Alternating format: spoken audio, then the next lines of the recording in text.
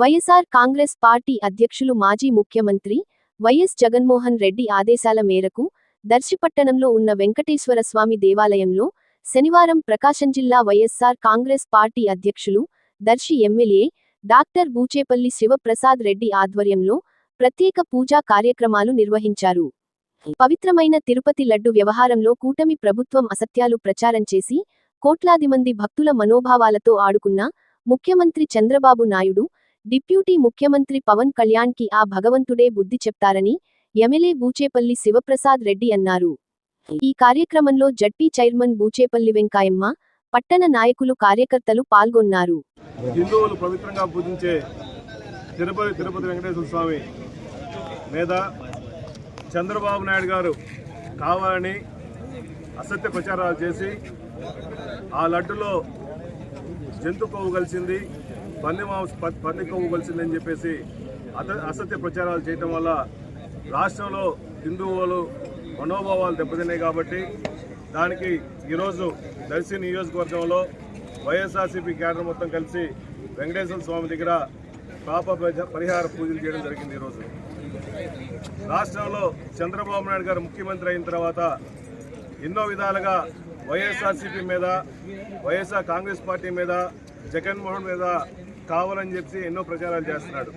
ఆయన రాజకీయం కోసం, ఆయన రాజకీయ లబ్ధి కోసం, స్వార్థ రాజకీయాల కోసం తిరుపతి వెంకటేశ్వర స్వామి లడ్డును కూడా వదల ఒక ముఖ్యమంత్రి హోదా ఉండి ఏమి ఆధారాలు లేకుండా ఒక తిరుపతి వెంకటేశ్వర స్వామి ప్రసాదం మీద, లడ్డూలో నెయ్యి కల్తీ జరిగిందని ఎలా చెప్పగలుగుతాడు? ఒక బాధ్యతాపరంగా సీఎం కుర్చీలో కూర్చొని అతను రాజకీయాల కోసం, రాజకీయ లాభం కోసం ఎన్ని చేస్తున్నాడు. అయ్యా చంద్రబాబు నాయుడు గారు, మీరు గుర్తుపెట్టుకోండి, అలిపిరి బ్లాస్ట్లో కూడా వెంకటేశ్వర స్వామి మిమ్మల్ని కాపాడింది.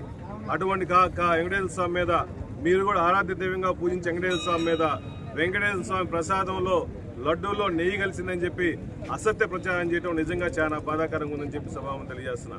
అదేవిధంగా సనాతన ధర్మం అని చెప్పుకునే పవన్ కళ్యాణ్ గారు మడిగడతాడు, డ్రెస్సులు మారుస్తాడు, కలర్ డ్రెస్సులు వేస్తుంటాడు, వేషాలు వేస్తుంటాడు. ఈరోజు ఏమయ్యావయ్యా పవన్ కళ్యాణ్ గారు?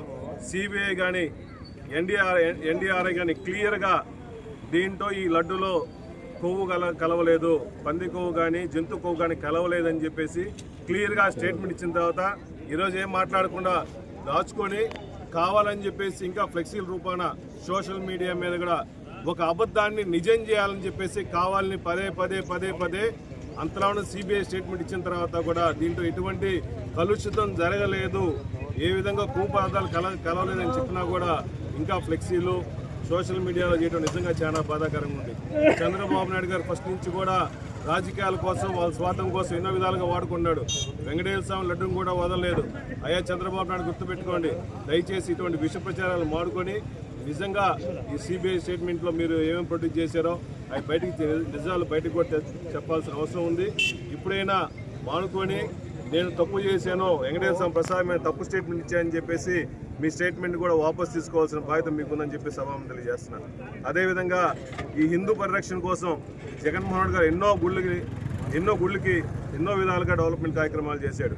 మీరు వచ్చిన తర్వాత నిన్న 10 రోజుల క్రితం అన్నవరం ప్రసాదాల్లో ఎలుకలు తిరుగుతున్న ప్రసాదం కూడా చూసేమన్నా సోషల్ మీడియాలో. దాని గురించి మీరు స్పందించరు. మొన్న కనకదుర్గమ్మ గుడి దగ్గర ఒక రోజు మొత్తం పవర్ కట్ చేశారు. అమరావతిలో ఉన్నారు, కనకదుర్గమ్మ గుడి పక్కనే ఉంది.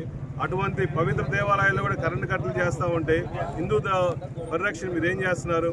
దయచేసి స్వార్థ రాజకీయాలు మానుకొని మా మీద, జగన్మోహన్ గారి మీద కక్షిపోత విష ప్రచారం మానుకొని మీకు ఇచ్చిన టైంలో 2 సంవత్సరాలు అయిపోయింది, మిగిలిన 3 సంవత్సరాలైనా ఇచ్చిన హామీలు నెరవేర్చడం కోసం డైవర్షన్ పాలిటిక్స్ మానుకొని నిజంగా మీరు మీ సీనియర్ అని చెప్పుకుంటున్నారు కదా, దయచేసి ప్రజలకు మేలు చేసి 3 సంవత్సరాలు వెలగబెట్టాలని చెప్పి మనస్ఫూర్తిగా కోరుకుంటున్నాము.